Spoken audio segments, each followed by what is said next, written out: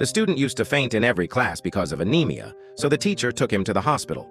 When his father found out, he forced him to return home immediately and violently pulled out the IV tube, believing that any extra money spent on his son was a waste, preferring to buy alcohol for himself rather than pay for his son's treatment.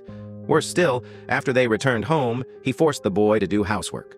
He said to him, "Come on, clean the vegetables." When the boy showed no reaction, the father tried to hit him with a broom, filling the boy's heart with hatred toward his father. A few days later, the father brought a woman into the house. The boy saw her and served her tea, but she showed contempt and said mockingly, "What kind of game is this? Can't you see? This is way too hot." The boy endured the insults, swallowing his feelings in silence. During the meal, the father forced him to call the woman Mom, but he couldn't bring himself to say it. When he saw the stepmother's sly smile, he made up an excuse and left, as he wanted no relationship with her. One day, while the boy was doing his homework, the stepmother's daughter climbed onto the table and began to play. Suddenly, a loud thud was heard. The stepmother rushed into the room and found her daughter crying. Without asking her daughter what had happened, she poured her anger onto the boy and harshly scolded him.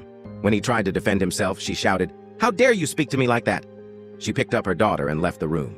When the father returned home, influenced by his wife, he began yelling and insulting the boy without checking the truth. Then he said coldly, "Get out immediately." The boy could no longer suppress his anger. He exploded and left the house in sorrow. Several days passed and he did not return. Panic began to set in and the father went searching for him at his classmates' houses, but to no avail. He then hurried to ask teachers and classmates for help. When the boy's close friend learned what had happened, he rushed to their favorite place to look for him. But the scene he witnessed there left him utterly shocked.